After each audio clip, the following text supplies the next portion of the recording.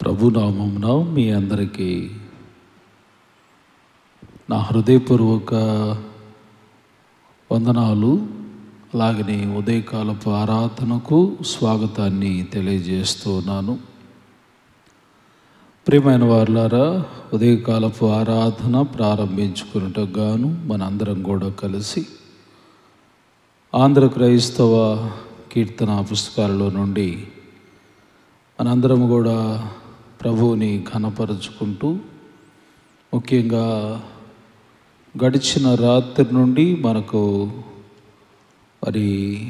మండల కాలము శిలువ ధ్యానాలు ప్రారంభించబడుతున్నాయి కనుక ఈ యొక్క 40 దినాల పాటు శిలువ ధ్యానములకు సంబంధించినటువంటి కీర్తనలను తీసి మనం అందరం కూడా పాడుకుంటూ ప్రభువుని ఘనపరుచుకుందాం అండి.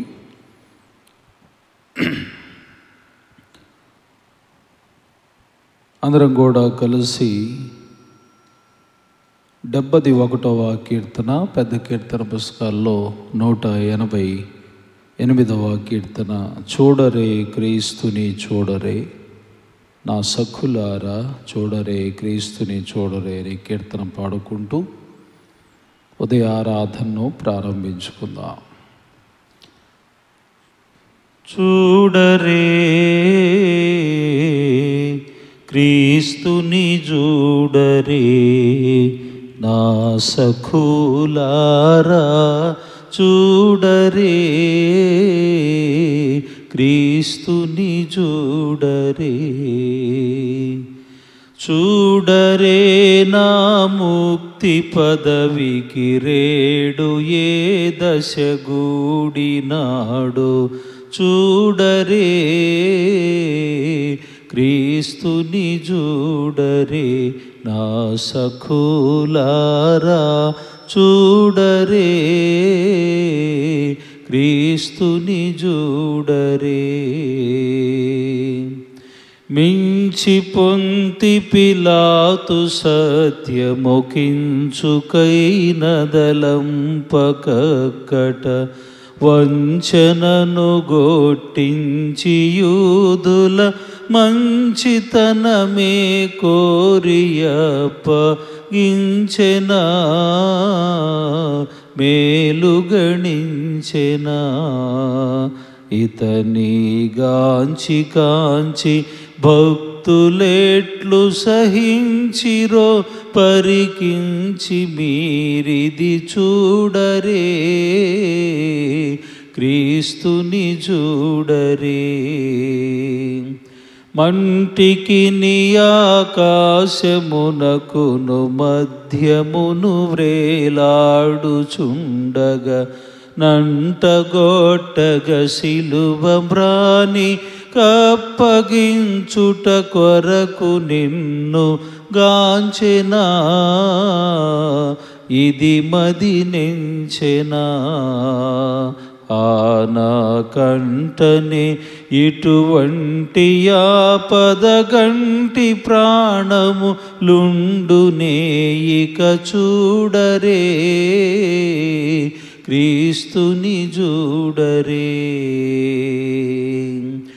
ఊటగా రక్తంబుగారుచునుండబల్లెపు ప్రక్కపోటు, మాటి మాటికి చూడ దుఃఖము మరలునే తల మీద ముళ్ళ కిరీటమా, ఇతనికి వాటమా. యోధులు మోటులై బాహాటమున నీ పాటులను ఘాటముగా చేసిరి, చూడరే క్రీస్తుని చూడరే నా సఖులారా, చూడరే క్రీస్తుని చూడరే. తండ్రి యొక్కయు కుమారుని యొక్కయు పరిశుద్ధాత్మ యొక్కయు నామమున ఆమేన్. అందరు నాతో కలిపి చెప్పండి. ప్రభువా మమ్మను కనికరింపుము, క్రీస్తు మమ్మను కనికరింపుము, ప్రభువా మమ్మను కనికరింపుము. మనందరం కూడా అలాగనే నిలువబడి అపోస్తుల విశ్వాస ప్రమాణమును మన ప్రమాణముగా ఒప్పుకుందాం. భూమి ఆకాశములను సృజించిన సర్వశక్తి గల తండ్రి అయిన దేవుని నేను నమ్ముచున్నాను. ఆయన ఏక కుమారుడును మన ప్రభు అయిన యేసుక్రీస్తు నమ్ముచున్నాను.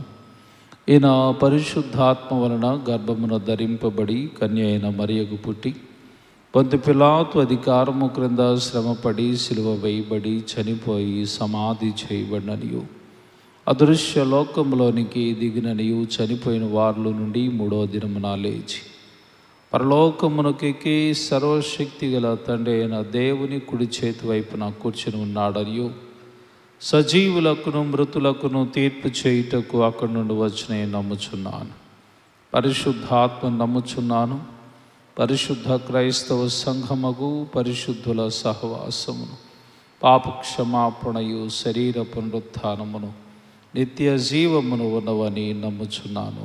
ఆమేన్. దయచేసి కూర్చోనండి.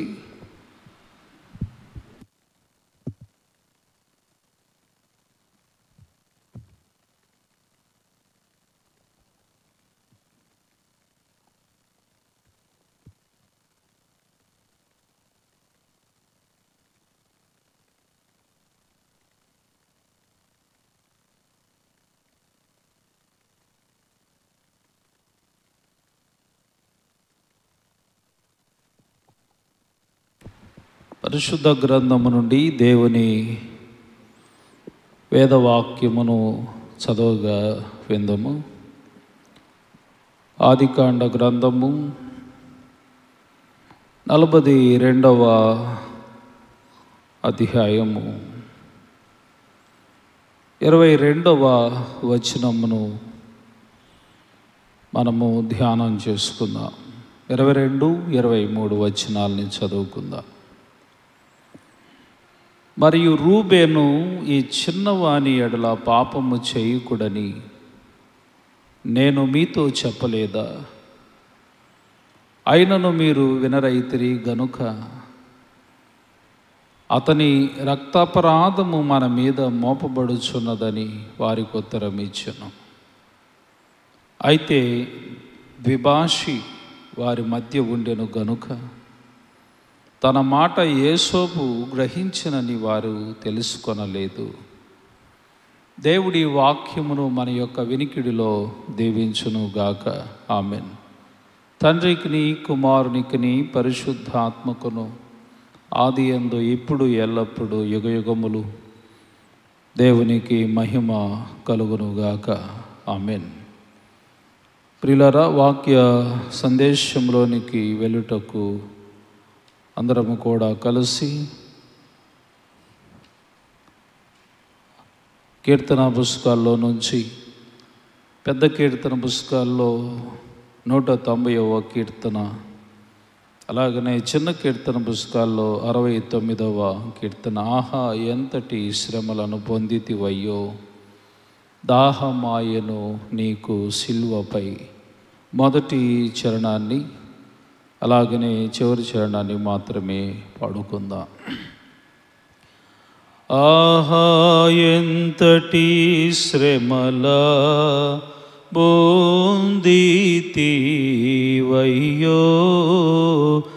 దాహమాయెను నీకు సిల్వపై, ద్రోహులందరూ గూడిరయ్యో నీదు దేహంబు బాధించిరయ్యో,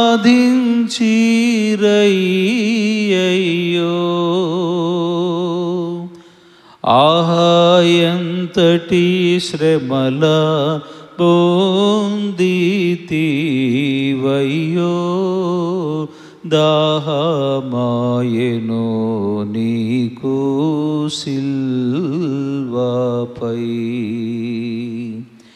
దుష్కర్ములకు నప్పగించెనాయుదా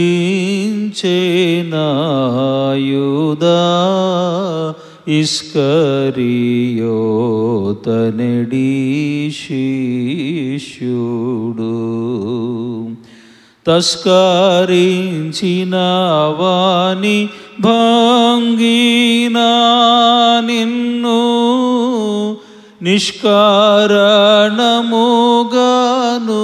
బట్టిరా. ఆహా ఎంతటి శ్రమల పొందితివయ్యో, దాహమాయెను నీకు సిల్వపై. బాధ తగ్గింపరాణువారలు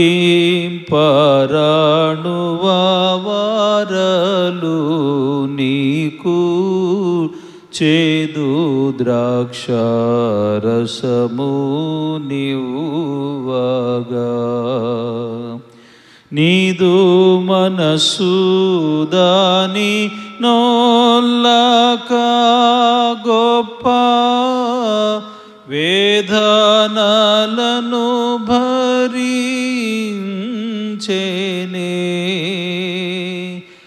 ఆహా ఎంతటి శ్రమల పొందితివయ్యో, దాహమాయెను నీకు సిల్వపై.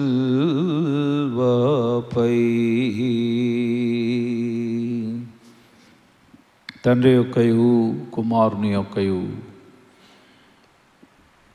పరిశుద్ధాత్మ యొక్కయు నామమున ఆమేన్. మన తండ్రి అయిన దేవుని నుండి కుమారుడైన యేసుక్రీస్తు నుండి కృపయు సమాధానములు మీకు కలుగునుగాక. ఆమేన్. దయచేసి అందరూ కూడా కూర్చోనండి. పరిశుద్ధ గ్రంథము నుండి దేవుని వేదవాక్యమును కొద్ది నిమిషాలు మనము ధ్యానం చేసుకుందాం. భయభక్తులతో దేవుని వాక్యాన్ని మీరందరూ కూడా అనుసరించవలసిందిగా కోరుచున్నాను. పరిశుద్ధ గ్రంథము నుండి యాకోబు పత్రిక 4వ అధ్యాయము 17వ వాక్యమును నేను చదువుతాను. జాగ్రత్తగా అందరూ అనుసరించవలసిందిగా కోరుచున్నాను. కాబట్టి మేలైనది చేయనెరిగి అలాగు చేయని వానికి పాపము కలుగును.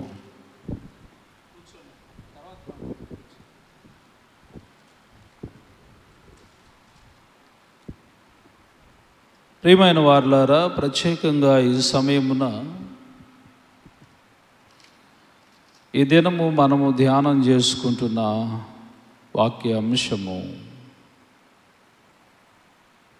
ఆదికాండము 42వ అధ్యాయాన్ని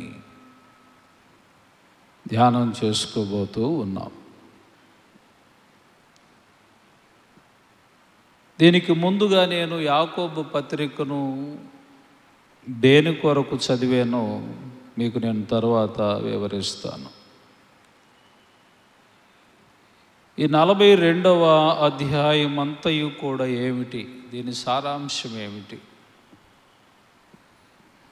41వ అధ్యాయంలో చూసినప్పుడు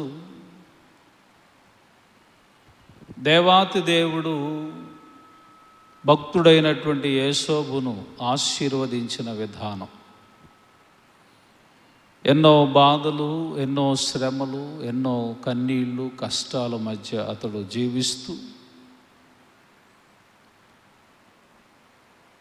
చిన్నప్పుడే తనను కరినటువంటి తల్లిదండ్రులను వదిలివేయాల్సిన పరిస్థితి ఏర్పడింది. అలాగుననే అన్నదమ్ములు అతని మీద పగబట్టి అతన్ని ఇస్మాయేలీలకు అమ్మివేయటం, వారు ఐగుప్తు దేశంలో బానిసగా వదిలివేయటం, బానిస జీవితాన్ని బ్రతుకుతూ ఒక చిన్న ఉద్యోగం అన్నటువంటిది సంపాదించుకుంటే ఆ ఉద్యోగం చేస్తున్న ఇంటిలో నుంచి వారికి సమస్య రావటం, ఆ సమస్యలో నుండి యోసేపు జైలులో వేయబడటం, ఫరో కలలు కంటం, ఆ కలభావము దేశమంతా కూడా 7 సంవత్సరాలు విస్తారమైనటువంటి కరువులు రాబోతూ ఉన్నాయి. అలాగనే 7 సంవత్సరాల పాటు విస్తారమైనటువంటి పంట పండబోతూ ఉంది. ఆ పంటను జాగ్రత్తగా ఉంచుకోవాలని ఫరో కనినటువంటి కలలకు భావము ఏదైతే ఉన్నదో యోసేపు చెప్పటం. 7 సంవత్సరాలు విస్తారంగా పంట అన్నటువంటిది పండిన తరువాత దేశమంతా కూడా, ప్రపంచమంతా కూడా కరువు విస్తరించిపోయి సంభవించింది. ఆ కరువు అనేటువంటిది రాబోతూ ఉండగా ఈ ఫరోకి యోసేపు చెప్పినటువంటి కలల భావము గుర్తెరిగి రాజు తర్వాత రాజులాగా యోసేపుని హెచ్చించటం మనం చూస్తాం. అది నిన్నటి వరకు 41వ అధ్యాయం వరకు మనం ధ్యానం చేశాం. అయితే ఈరోజు 42వ అధ్యాయం ఏమి తెలియచెప్తా ఉన్నది ఇక్కడ? కానాను దేశములో నివాసమై ఉంటున్నటువంటి యాకోబునకు ఉన్నటువంటి భార్యలు, అలాగనే 11 మంది కుమారులు, వీరందరూ అక్కడ నివసిస్తూ ఉన్నారు. కరువు విస్తరించి ఉన్నది. తినుటకు ఆహారం అన్నటువంటిది వారికి దొరకటం లేదు. వారు ఎంతో అలమటించిపోతూ ఉండగా వారి తండ్రి వారిని పిలిచి, మీరెందుకు ఒకరి ముఖాలు ఒకరు చూసుకుంటూ ఉన్నారు? మనము కరువు చేత చావకుండునట్లు ఐగుప్తు దేశంలో ధాన్యము దొరుకుతుంది కదా, మీరు అక్కడికి వెళ్ళి ఆ ధాన్యం అనేటువంటిది కొనుక్కురండి అని వారందరిని కూడా ఐగుప్తు దేశమునకు పంపుతూ ఉన్నాడు. కానీ చిన్న కుమారుడుగా పుట్టినటువంటి బెంజమిన్ని ఆయన ఏమాత్రము వారితో పంపటానికి ఇష్టపడలేదు. అయితే వీరు ఐగుప్తు దేశంలోనికి వెళ్ళారు. ఈ ధాన్యం అమ్మేటువంటి బాధ్యత ఫరో యోసేపునకు అప్పగించాడు. కరువు విషయమై ఆ దేశంలో ఎవరైతే అడుగు పెడుతూ ఉన్నారో ఆ ఇతర దేశాల నుంచి కానీ ఇతర ప్రాంతాల నుంచి కానీ వస్తున్న ప్రజలందరి దగ్గర రోకలు తీసుకొని, అనగా ధనము తీసుకొని ధాన్యం అనేటువంటిది యోసేపు అమ్ముతూ ఉన్నాడు. ఈ వచ్చినటువంటి వారు ఇశ్రాయేలు యొక్క 10 మంది కుమారులు ఎవరైతే ఉన్నారో వారంతా కూడా యోసేపు ఎదుటకు వెళ్ళారు. యోసేపు ఎదుటకు వెళ్ళినప్పుడు యోసేపును చూసి వాళ్ళంతా కూడా సాష్టాంగ నమస్కారం అన్నటువంటిది చేశారు. ఇది యోసేపు చిన్నప్పుడు కనినటువంటి ఒక కళ. 37వ అధ్యాయం ఆదికాండములో మనం చూస్తుంటే తనకు లేక పుట్టినటువంటి కుమారుడుగా, రాహేలునకు తనకు ఎంతో ప్రియమైన కుమారుడుగా పుట్టినటువంటి యోసేపుని ఈ అన్నలు చూసి ఏమాత్రమును కూడా మరి ఆ తండ్రి ప్రేమ అన్నటువంటిది ఈ చిన్నవాడు ఎంతగానో పొందుకుంటూ ఉన్నాడు. అది చూసి అన్నలు ఓర్వలేకపోయారు. దీనితో పాటు యోసేపు ఒక కలగా అన్నాడు. ఏమిటా కళ అనంటే, ఇదిగో పొలంలో ఉన్నటువంటి పనలు గట్టుచూ ఉన్నాము, మీ 11 పనులు ఏవైతే ఉన్నాయో అవన్నీ కూడా నా పన ముందు వచ్చి సాష్టాంగ నమస్కారం చేస్తూ ఉన్నాయి అని చెప్పాడు. అది అర్థం చేసుకున్నటువంటి అన్నలందరూ కూడా ఏమన్నారంటే, ఎవరా నువ్వు ఎంత ఉండావు, నువ్వు బొడ్డోడివి, నీ పన దగ్గరకు వచ్చి మేమందరం కూడా, అనగా నీ దగ్గరకు వచ్చి మేము నీ దగ్గర సాష్టాంగ నమస్కారం చేస్తామా, నీకు దాసులుగా ఉంటామా మేము అని అన్నలు కోపపడ్డారు. తర్వాత మరి ఒక కలగా అన్నాడు యోసేపు. ఏం కలగా అన్నాడు అనంటే, సూర్య చంద్రులు వాటితో పాటు మిగిలినటువంటి 11 నక్షత్రాలు వచ్చి నా దగ్గరకు వచ్చి సాష్టాంగ పడ్డారు అని చెబుతాడు. అంటే సూర్యచంద్రులు అంటే ఎవరు? తల్లి తండ్రి, తల్లిదండ్రులుగా ఉన్నటువంటి అమ్మా నాన్న వాటితో పాటు ఉన్నటువంటి 11 మంది ఉన్నటువంటి గోత్రకర్తలుగా పుట్టినటువంటి మీరందరూ కూడా వచ్చి నా దగ్గరకు వచ్చి సాష్టాంగపడ్డారు అని చెబుతాడు. ఈ మాట ఎప్పుడైతే చెప్పాడో ఆ చెప్పినప్పుడు యేసోబు మీద వీళ్ళ కోపం ఇంకా అధికంగా పెరిగింది. ఆ వయసులో ఆ చిన్నవాడిని ఏం చేశారు అనంటే వీళ్ళు ఈ ఇస్మాయిలులకి అమ్మివేశారు. అసలు వాస్తవంగా అయితే వాళ్ళు చంపివేయాలనుకున్నారు. ఏది ఈ తమ్ముడిని పట్టుకొని యేసోబును పట్టుకొని చంపివేయాలి, వీడు చాలా ఎక్కువ చేస్తున్నాడు, చిన్ననాటి నుంచి పగబెట్టుకున్నారు కదా, మన తండ్రి మనల్ని ఎంతగా ప్రేమించలేదు, వీడినే ప్రేమిస్తున్నాడు.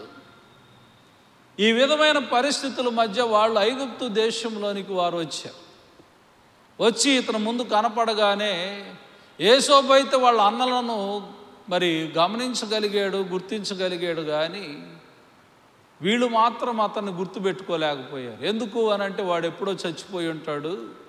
అంటే ఎంత గ్యాప్ వచ్చింది? యేసోబుని ఐగుప్తు దేశంలో బానిసగా వచ్చేటప్పటికి యేసోబునకు ఉన్నటువంటి వయస్సు 17 సంవత్సరాలు. ఆ 17 సంవత్సరాల అనంతరము ఈ గ్యాప్ ఏదైతే ఉన్నదో 3 ఏళ్ళు 21 సంవత్సరాలు దగ్గరగా ఈయన పరిపాలన అన్నటువంటిది చేయటానికి యేసోబు దేవుని యొక్క కృపచేత ఫరో చేత హెచ్చించబడినటువంటి సమయం వచ్చేసరికి 30 ఏళ్ళు, కరువేమో 7 సంవత్సరాలు, అంటే 37 సంవత్సరాలు అయిపోయింది. అప్పటికి 37 సంవత్సరాల వయసు అన్నటువంటిది యేసోబునకు వచ్చినప్పుడు ఈ అన్నలు వచ్చారు. 20 ఏళ్ల తర్వాత ఇతను నమ్మివేసిన 20 ఏళ్ల తర్వాత ఇతని దగ్గరకు వచ్చారు. వచ్చినప్పుడు చూడగానే ఇతను ముఖ కవళికలు మారిపోయినాయి, రూపు మారిపోయింది, భాష మారిపోయింది.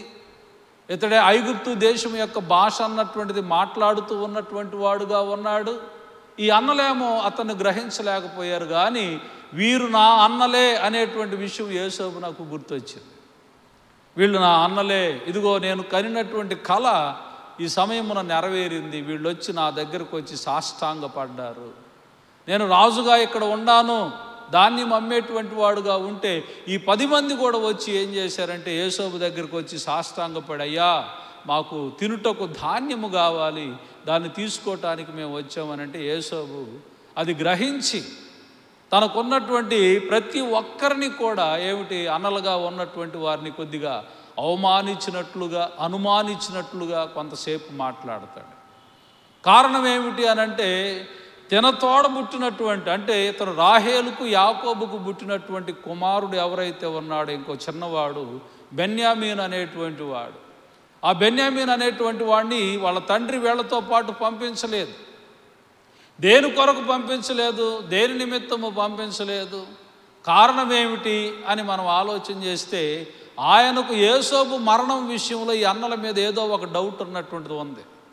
ఇదిగో వాడిని అప్పుడు పంపిస్తే వాడిని చంపివేసి చచ్చిపోయాడని చెప్పారు వీళ్ళంతా కూడా. ఈ చిన్నోడిని కూడా లేకుండా ఈ అన్నలు ఏమన్నా చేస్తారేమో, వీళ్ళతో పాటు పంపిస్తే వాళ్ళ మీద నాకు నమ్మకం లేదు, వీడిని నేను పంపించనని చెప్తే అక్కడ యేసోబు ఏమంటారంటే, మీరు ఈ దేశాన్ని వేగు చూడటానికి వచ్చినటువంటి వాళ్ళుగా ఉన్నారు, వేగు చూడటానికి వచ్చినటువంటి వ్యక్తులుగా మీరు ఉన్నారు, కాబట్టి మీరు ఇదిగో ఈ దేశంలో ఏదో కనుక్కోవటానికి వచ్చారు, వేగు చూసి ఈ దేశ రహస్యాలు తీసుకెళ్ళటానికి మీరు వచ్చారని వాళ్ళ మీద కఠినంగా మాట్లాడి, మీరు మంచోళ్ళో చెడ్డవాళ్ళో నాకు తెలియాలి అని అంటే మీలో ఒకడిని ఇక్కడ పెడతాను, మిగిలినటువంటి వాళ్ళందరూ కూడా మీ యొక్క ఆ ధాన్యం అన్నటువంటిది తీసుకొని వెళ్ళి ఆ చిన్నవాడిని కూడా తీసుకొని రండి. అర్థమవుతుందా? అప్పుడు వరకు ఇదిగో ఒకడిని మాత్రం మేము ఇక్కడే ఉంచుతామని చెప్పి వాళ్ళనేమో 3 రోజుల పాటు బంధించినట్లుగా పెట్టి షిమ్యోను అనేటువంటి వాడిని ఏం చేశాడు అనంటే లోపలికి తీసుకుపోయి జైల్లో పెట్టి మీరు వచ్చేదాకా ఇతడు ఇక్కడే ఉంటాడు అని చెప్పాడు. వీరు వెళుతూ ఉండగా మూటలెప్పదీసి చూస్తే ఈ మూటల్లో ధాన్యము ఉన్నది, వీళ్ళు తీసుకెళ్ళిన డబ్బు కూడా దాని లోపల పెట్టి పంపించాడు. అయ్యో ఇదేమిరా, మనం డబ్బులు ఇచ్చాము, అర్థమవుతుందా, మనం డబ్బులు ఇచ్చాము, డబ్బులు తీసుకున్నారు, మళ్ళీ డబ్బులు మన మూటల్లో ఉన్నాయి ఏంటి, మరి ఈ యొక్క ధాన్యపు మూటల్లో ఉండి ఏమిటి, మళ్ళా మన మీద ఏదైనా తప్పు మోపుతాడేమో అని వీళ్ళు వణుకుతూ ఇంటికి వెళ్ళిపోయి వాళ్ళ తండ్రితో చెప్పగానే వాళ్ళ తండ్రి కూడా చింతిస్తూ ఉంటాడు. ఇది 42వ అధ్యాయంలో చెప్పబడినటువంటిది.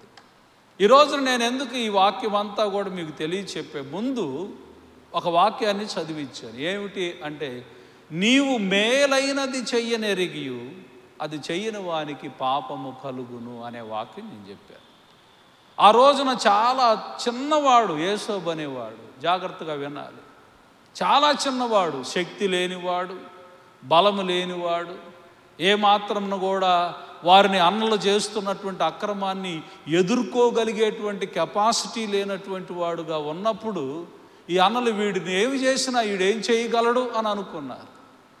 ఈ అన్నలు వీడిని ఏం చేసినా ఏం చేయగలడు, మమ్మల్ని ఏమన్నా చేయగలిగేటువంటి వాడా ఇతడు, ఏమన్నా చేయగలిగేటువంటి కెపాసిటీ ఉందా అనేసి అతని మీద వీళ్ళు అంత జులుం చూపించి అతన్ని ఎంతో హీనపరిచి బాధపరిచి తల్లికి తండ్రికి వీళ్ళందరికీ కూడా దూరం అయిపోయేటువంటి వ్యక్తులుగా ఈ కుమారుణ్ణి చేసినట్లుగా మనం చూస్తాం.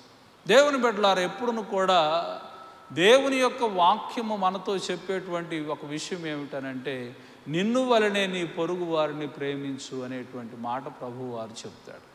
వాళ్ళు చేయలేనటువంటి పని ఏమిటనంటే, పోనీలే చిన్నోడేదో కళ్ళగా అన్నాడో చెప్పాడు, వాడి మీద మన కక్ష ఏంటి, అదిగాక వాళ్ళ యొక్క నాన్నగారికి రెండో భార్యగా ఉన్నటువంటి ఆమెకు పుట్టినటువంటి మొదటి సంతానం అవటం వలన తండ్రి ఏమన్నా వాడిని బాగా ప్రేమిస్తున్నాడేమోలే అనేటువంటిది వీళ్ళ ఆలోచన అన్నటువంటిది చేయలేకపోతా ఉన్నారు. మేలు చేయాలనే తలంపు వీళ్ళకి లేదు, వాడి విషయంలో కీడు చేయాలనేటువంటి తలంపే. లోకంలో ఒక సామెత కూడా మనం చెప్పుకుంటూ ఉంటాం, ఏమిటనంటే ఓడలు బళ్ళు అయినాయి, బళ్ళు ఓడలు అయిపోతాయి. ఎప్పుడు పరిస్థితులు ఒకలాగా ఉండవు. నీవు మంచిగా చూడవలసినటువంటి సమయం వచ్చినప్పుడు, చూడటానికి నీకు ఒక అవకాశం వచ్చినప్పుడు వాడిని జాగ్రత్తగా ప్రొటెక్ట్ చేసుకోవాల్సిన అవసరం నీకుంటే ఎంత బాగుండేది. ఈ రోజున ఆ అన్నలుగా ఉన్నటువంటి వాళ్ళు వెళ్ళిపోయి దాసుల్లాగా తల్ల వంచి ఎంతో వణికిపోవాల్సినటువంటి పరిస్థితి ఏర్పడింది వాళ్ళకి. ఆ రోజున కనుక యేసోబు విషయంలో మేలు చేసినట్లయితే వాళ్ళు ఎంత ఆనందం కలిగి ఉండేటువంటి వారు. ఈ రోజున మనం జ్ఞాపకం చేసుకోవాల్సినటువంటి విషయం ఏంటంటే, మేము బలవంతులము అని అనుకున్నారు ఆ రోజున, మేము ఓడలము అని అనుకున్నారు ఆ రోజున, మాకు తిరుగులేదు అని అనుకున్నారు ఆ రోజున. ఇప్పుడు ఏమైపోయిందంటే, దాసుల కంటే హీనమైన స్థితిలో మోకరించాల్సిన, సాష్టాంగ నమస్కారం పడాల్సినటువంటి అవసరత ఏర్పడిపోయింది. అందుకనే మనం మేలు చేసేవారుగానే ఉండాలి తప్ప కీడు చేసేవారుగా ఉండకూడదు. ఏదైనా సరే ఒక మంచి పని చేసేటువంటి వారుగా, నువ్వు ఒక మంచి చేయటానికి దేవుడు నీకు ఒక అవకాశం అన్నటువంటిది ఇచ్చినప్పుడు నువ్వు ఆ మంచి పనులు అనేటువంటివి చేయకపోతే మన స్థితులు పరిస్థితులు అన్నీ కూడా ఎక్కడి నుంచి ఆడకు బారిపోతాయి అనంటే, మేము వీడేం చేయగలడో అని అనుకున్నటువంటి అన్నలు ఈ రోజున ఏమైపోయారు, దాసులుగా తలంచాల్సిన పరిస్థితి ఏర్పడిపోయింది. మన జీవితంలో ఎప్పుడును కూడా జ్ఞాపకం చేసుకోవాల్సిన విషయం ఏమిటనంటే, మనము తోటి వారి ఎడల ఎప్పుడును కూడా ఈ యొక్క 42వ అధ్యాయం ద్వారా మనం ఎప్పుడును కూడా జ్ఞాపకం చేసుకోవాల్సినటువంటి విషయం ఏంటంటే, తోటి వారి ఎడల మంచి భావము కలిగి ఉండాలి, మంచి వ్యక్తిత్వం కలిగి ఉండాలి. ఒక చిన్న పిల్లవాడిని ఎంత అక్రమంగా, ఎంత అన్యాయంగా, ఎంత భయంకరమైనటువంటి రీతిలో హింసించారో కదా. 20 సంవత్సరాలు ఒక పశోడు ఎంతో ప్రేమగా పెరుగుతున్నటువంటి వాడు, అల్లారు ముద్దుగా తండ్రి దగ్గర ఎంతగానో ప్రేమగా పెరుగుతున్నటువంటి వాడిని అమ్మివేయటం ఏమిటి, బానిసగా బ్రతకటం ఏంటి, తిండి కొరకు గుడ్డ కొరకు అల్లాడిపోవటం ఏంటి, తల్లిదండ్రుల ప్రేమ కొరకు అల్లాడిపోవటం ఏమిటి, ఎంత కృంగిపోయాడు, ఎంతగా నలిగిపోవాల్సిన అవసరం ఏర్పడిందండి. సరైన తిండి తినలేకపోవటం, సరైన మనశ్శాంతిగా ఉండలేకపోవటం, తృప్తిగా బతకలేకపోవటం, ఇలాంటి భయంకరమైనటువంటి పరిస్థితులు ఎన్నో ఎన్నో ఎన్నో యేసోబు జీవితంలో చూసినా, మనుష్యులు విసర్జించినా సరే దేవుడు మాత్రం అతన్ని విసర్జించలేదు.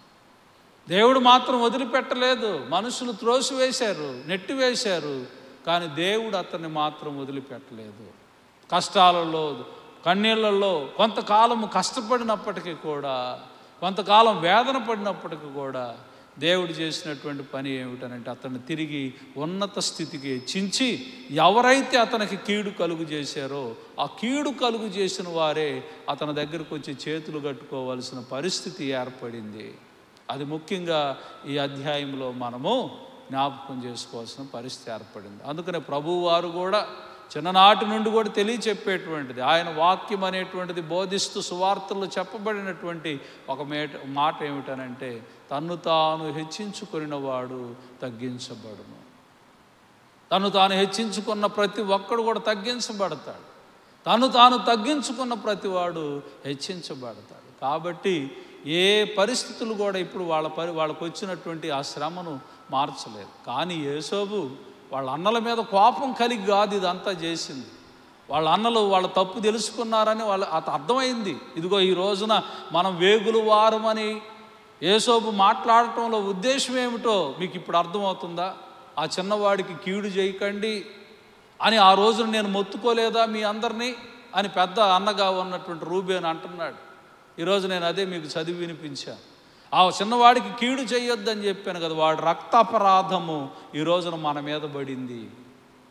మనం తప్పు చేశాము, అందుకనే ఇక్కడికి వచ్చినా కానీ ఇదిగో ఈ ఐగుప్తు రాజుగా ఉన్నటువంటి రాజు స్థానంలో ఉన్నటువంటి యోసేపు దగ్గర మనం ఈ నిందాపనిందలు పొందుకోవాల్సిన పరిస్థితి ఏర్పడిపోయింది. అంటే యోసేపు ఏం తెలుసుకోవాలనుకున్నాడు? ఈ అన్నలు వాళ్ళ తప్పు తెలుసుకున్నారా లేదా, వాళ్ళ పొరపాటు తెలుసుకున్నారా లేదా, వాళ్ళ యొక్క తప్పును వారు గ్రహించారా లేదా? ప్రతి ఒక్కడు కూడా ఏంటంటే తాను నిలుచున్నానని తలంచుకున్నవాడు పడిపోకుండా జాగ్రత్తగా చూసుకోవాలట. మనం అనుకుంటూ ఉంటాము నిల్చున్నాము అని అనుకుంటాం, కానీ పడిపోతున్నావు అన్న విషయం నీకు అర్థం కాకపోతే ఎవడేం చేస్తాడు? తాను నిలుచున్నటువంటి వాడు పడిపోకుండా జాగ్రత్తగా చూసుకోవాలి. వాళ్ళు నిలుచున్నామని అనుకున్నారు ఆ రోజున. మాకు తిరిగేంటి, వీడేం చేయగలడు అని అనుకున్నారు. అరే మా రక్త సంబంధే, మా అన్నే, నా తోటివాడే, మా సహోదరుడే అని అనుకోగలిగారా? అనుకోలేకపోయారు. ఈ రోజున అంత క్రూరమైనటువంటి వ్యక్తిత్వాన్ని మనము డెవలప్ చేసుకుంటూ ఉంటాం. మన స్వార్థమే మనం చూసుకుంటూ ఉంటాం. మన కడుపే మనకు దేవుడిలాగా చూసుకుంటూ ఉంటామే తప్ప అరే తోటి వారి పట్ల ప్రేమను చూపిద్దామనేటువంటి ఆలోచన మన జీవితంలో లేకపోతే ఈ రోజున ఎంత సాష్టాంగ నమస్కారాలు చేయాల్సినటువంటి పరిస్థితులు వచ్చేటువంటివి కానే కాదు. కాబట్టి మనం జ్ఞాపకం చేసుకోవాల్సింది ఏమిటంటే, దేవుని బిడ్డలారా, ఎల్లవేళలా కూడా మేలైనది చేయనెరిగి దాన్ని చేయని వానికి పాపము కలుగుతుంది. కాబట్టి నీకు చేతనైతే మేలు చేయండి, కీడు చేయవద్దు. కీడు చేసావంటే నువ్వు తలదించుకోవాల్సిన పరిస్థితి ఏర్పడిద్దే తప్ప తల ఎత్తుకొని తిరగాల్సినటువంటి పరిస్థితి రాదు. నీకు కుదిరినప్పుడు ఆ సహోదరుడి పట్ల మేలు చేసినట్లయితే ఇవాళ రోజున ఎంత బాగుండేది. వాళ్ళు వచ్చి గట్టిగా మా తమ్ముడే కదా పరిపాలన చేస్తుంది ఇక్కడ, ఒకవేళ అమ్మకపోయినా ఇంకొక మార్గంలో యోసేపు కనుక ఐగుప్తు దేశంలోనికి వెళ్ళినట్లయితే అక్కడ కనుక అతడు రాజుగా ఉంటే మా తమ్ముడే కదా అక్కడ పరిపాలన చేస్తాం, మా తమ్ముడి దగ్గరికి మేము వెళ్ళి కూర్చోగలం, కావలసిన ధాన్యం అంతా మేము తీసుకోగలం, సంతృప్తికరంగా మా ఇంటికి ఎంత ధాన్యం కావాలో అంత ధాన్యం మా తమ్ముడు మాకు పంపించేవాడు కదా అనేటువంటి పరిస్థితి వారికి వచ్చేది. కనుక ఈ రోజున మనము అర్థం చేసుకోవాల్సిన విషయం ఏమిటనంటే, దేవుని బిడ్డలారా, మనం ఎప్పుడును కూడా ఒకరి ఎడల ఒకరికి ప్రేమ కలిగి జీవించాలి. ఈనాడు మండల కాలము శిలువ ధ్యానాలన్నిటిని మనం చూస్తున్నప్పుడు ఒకే ఒక విషయం మనం గుర్తుపెట్టుకోవాల్సింది ఏంటంటే, మనము గొప్పవారమని కాదు, మనం నీతిమంతులమని కాదు, మనం పవిత్రులమని కాదు, కానీ ఆయన మనలను ప్రేమించి మన కొరకు తన ప్రాణమును పెట్టాడు. అదే యేసయ్య ప్రేమ. క్రైస్తవుడు అనంటే అర్థం చేసుకోవాల్సిన ఒక విషయం ఏమిటనంటే, ఆ ప్రేమ నాలో ఉన్నదా, ఆ ప్రేమను నేను పంచగలుగుతున్నానా, సాధ్యమైనంత వరకు నేను చేయగలుగుతున్నానా? ఆ ప్రేమను పంచేవారుగా ఆ రోజున అన్నం లేరే. మనం కూడా ఎలాగుంటున్నామంటే ఆ రీతిగా ఆ ప్రేమను పంచలేని వారుగా ఉంటే 40 దినాలు పాటించడం కూడా వ్యర్థమే. ఈ 40 దినాలు శ్రమల కాలము, ఈ లెంటు కాలంలో ఈ శిలువ ధ్యానాలు చేయటం కూడా వ్యర్థమే. నీవు చేయవలసింది ఏంటంటే, యేసయ్య ప్రేమ నీలో కనపడాలా, యేసయ్య ప్రేమ నీలో ప్రస్ఫుటంగా కనపడాలా, ప్రతి క్రియల్లో కనపడాలా. నీ క్రియలు ఎలాగుంటున్నాయి, నీ పనులు ఎలాగుంటున్నాయి, నువ్వు చేసేటువంటి పనులన్నీ కూడా దేవుడికి వ్యతిరేకమైన పనులుగా ఉంటున్నాయా, లేకపోతే దేవుడు మెచ్చే పనులుగా ఉంటున్నాయా? ఒకసారి మనం ఆలోచన చేసుకున్నప్పుడు నేను నిజంగా ప్రభువా నీ సిలువ చెంతకు నేను రావాలయ్యా, నీ సిలువ సన్నిధిలో నేను ఉండాలి, పశ్చాత్తాపముతో ప్రతిదినము దేవునికి అతి చేరువయ్యేటట్లుగా మనం ఉండాలి. అదే నిజమైనటువంటి సిలువ ధ్యానాలు చేయటం అంటే. కాబట్టి ఈ రోజున మనము అట్టి స్థితిలో ఉండటానికి సిద్ధపడదాం. దేవుని కృపను మనము పొందుకుందాం. దేవుడు అటు రీతిగా మనల్ని దీవించి ఆశీర్వదించును గాక. ఆమేన్. సమస్త జ్ఞానమునకు మించిన దేవుని యొక్క సమాధానం మీ హృదయములకును మీ తలంపులకు కావలి ఉండును గాక. ఆమేన్. ప్రార్థన చేసుకుందాం. మమ్మల్ని మిక్కిలిగా ప్రేమించిన మా ప్రియ పరలోకపు తండ్రి, మహోన్నతుడు అయిన మా గొప్ప దేవ, నీ పవిత్ర పాదాలు కొందనాలనైనా ఈ ఉదయకాల సమయమున నా తండ్రి, మేమునైనా నిన్ను వలె నీ పొరుగు వారిని ప్రేమించుడి అని నీ వాక్యమందు సెలవిచ్చిన రీతిగా, మేలైనది చేయనెరిగి దాన్ని చేయని వానికి పాపము కలుగునన్న రీతిగా ఈనాడు నా తండ్రి ఇదిగోనైనా యేసోబు జీవిత ఘట్టాలలో నుంచి 42వ అధ్యాయంలో నుంచి కొన్ని ఆత్మీయమైన సత్యాలు నీ బిడ్డలతో మాట్లాడటానికి మీరిచ్చిన ఈ కొద్ది సమయాన్ని బట్టి నీకు వందనాలు తెలియజేసుకుంటున్నాం. ప్రభు ఇదిగో నా తండ్రి నాయన యేసోబు జీవితంలో అయ్యా ఇదిగో నా తండ్రి ఎంత నా తండ్రి ఇదిగోనైనా శ్రమలు, బాధలు, వేదనలు పడినప్పటికీ కూడా మనుషులు వదిలివేసిన నీవు వదిలివేయకుండా అతన్ని ఏ రీతిగా దీవించావో, అతన్ని నీ రెక్కల నీడని ఏ రీతిగా నువ్వు భద్రపరిచావో నా తండ్రి మేము ఈనాటి వాక్యము ద్వారా తెలుసుకోవటానికి కృప చూపించావు. ఒక ఉన్నత స్థితిని, స్థానాన్ని ఇచ్చావు అయ్యా. తన్ను ద్వేషించినటువంటి వారే వచ్చి తన పాదాల మీద పడేటట్లుగా చేశావు. కనుక నా తండ్రి నాయన ఆ అన్నలు ఆ రాజున అయ్యదుగో మేలు చేయగలిగేవారుగా ఉన్నప్పటికీ కూడా చేయలేక కీడు చేసిన వారుగా ఉండి ఈ రోజున తలదించుకోవాల్సిన పరిస్థితులు ఏర్పడ్డాయి. అందుకనే ఎప్పుడును కూడా ప్రభు ఎదుగో నా తండ్రి మేము సాటివారి ఎడల, తోటివారి ఎడల నీ కల్వరి ప్రేమను చూపించేవారుగా మేము ఉండాలి తప్ప అయ్యదుగో నా తండ్రి ఆ ద్వేషాలు, పగలు, ప్రతీకారాలను పెంచుకుంటూ, అసూయలు పెంచుకుంటూ ఒక మనుషులను ఆయనదిగో నా తండ్రి తగ్గింపజేస్తూ, వారిని బాధిస్తూ అయ్యదిగో నా తండ్రి మేము తృప్తి పడుతూ ఉంటే నా తండ్రి అది ఏమాత్రంను కూడా అయ్యా మా జీవితాలకు ఆశీర్వాదకరముగా ఉండదని ఈ లేఖన భాగాలలో నుంచి మీరు మాట్లాడారు. విన్న వాక్యము వ్యర్థముగా పోనీయక బిడ్డలందరి జీవితాల్లో అది నా తండ్రి ఫలించేటట్లుగా అందరూ కూడా ఈ 40 దినాలు అయ్యదిగో నీ సిలువ సన్నిధానానికి వస్తూ ఉన్నప్పుడు అట్టి ప్రేమను మేము చూపించాలనే తలంపు ప్రతి బిడ్డలో పుట్టించి వారి జీవితాల్లో ఉన్న ప్రతి ద్వేషాలు ఏవైతే ఉన్నాయో నా తండ్రి, ప్రతి విధమైన దోషాలు కూడా ఏవైతే ఉన్నాయో వాటన్నిటిని కూడా రూబేను ఒప్పుకున్నట్లుగా ఆ చిన్నవాడి ఎడల మనము తప్పు చేయొద్దని అనుకున్నాం కదా అని రూబేను పశ్చాత్తాపపడిన సందర్భం, అన్నలు పశ్చాత్తాపపడిన సందర్భం మేము జ్ఞాపకం చేసుకొని మేము పశ్చాత్తాపపడు వారముగా మమ్మల్ని సిద్ధపరచుమని ఈ దిన దీవెనలతో మమ్మల్ని అందరిని ఆశీర్వదించండి. తల్ల వంచిన బిడ్డలు ఏమి కావాలని, ఏమి జరగాలని ఆశగా వారందరూ ఎదురు చూస్తూ ఉన్నారో తండ్రి, అవన్నీ వారి యొక్క జీవితాల్లో మీరు జరిగిస్తూ మీరు మహిమ పొందుకోండి. వెళుతున్న ప్రతి పనుల్లో వారికి తోడుగా ఉండండి. వారి కార్యాలన్నిటినీ మీరు దీవించి ఆశీర్వదించమని మా సంఘాన్ని, సంఘంలో ఉన్న ప్రతి కుటుంబాన్ని దీవించి పరీక్షలు రాస్తున్న బిడ్డలకు అయ్యా intermediate first year, second year exams రాస్తున్న బిడ్డలకు మంచి జ్ఞానాన్ని మీరు దయచేయమని యేసు నామమున అడిగి వేడుకొని ప్రార్థన చేస్తున్నాం తండ్రి. ఆమేన్. పరలోకమందున్న మా తండ్రి, నీ నామం పరిశుద్ధపరచబడును గాక, నీ రాజ్యం మాకు వచ్చుగాక, నీ చిత్తము పరలోకముందు నెరవేర్చినట్లు భూమి మీద నెరవేరును గాక. మానదన ఆహారం నేడు మాకు దయచేయము. మేడల అపరాధములు చేసిన వారిని మేము క్షమించి ఉన్న ప్రకారం మా అపరాధములు క్షమించు. మమ్మను సోదరులోనికి నీకు దుష్టుని తప్పించుము. రాజ్యము, శక్తి, మహిమ నిరంతరము నీవై ఉన్నవి. ఆమేన్. మన తండ్రి అయిన దేవుని ప్రేమ, కుమారుడైన యేసుక్రీస్తు వారి కృప, పరిశుద్ధాత్మని యొక్క అన్యోన్య సహవాసము తల వంచి ఉన్నటువంటి మన అందరికీ, మన సంఘమునకు, మన కుటుంబాలకు తోడుగా ఉండి దేవుడు మిమ్మల్ని అందరూ దీవించి, అలాగనే పరీక్షలకు వెళ్తున్న బిడ్డలకు దేవుడు మంచి జ్ఞానమును, తెలివిని, వివేచన అనుగ్రహించి నూరంతలుగా బిడ్డలు దీవించబడలాగున ప్రభు సహాయం చేయునుగాక.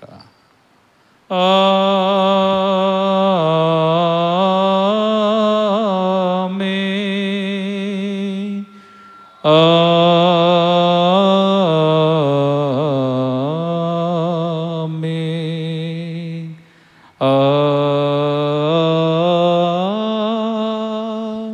ఆమేన్.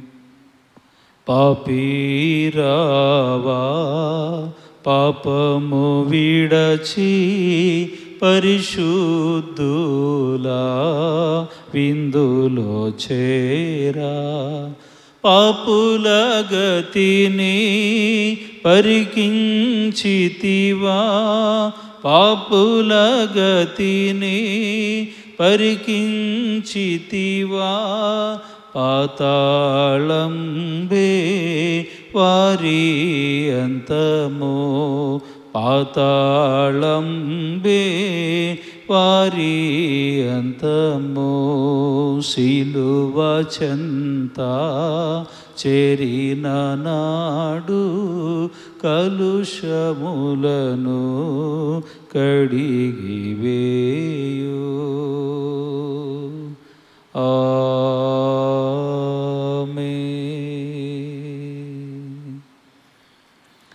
అందరికీ వందనాలండి. God bless you.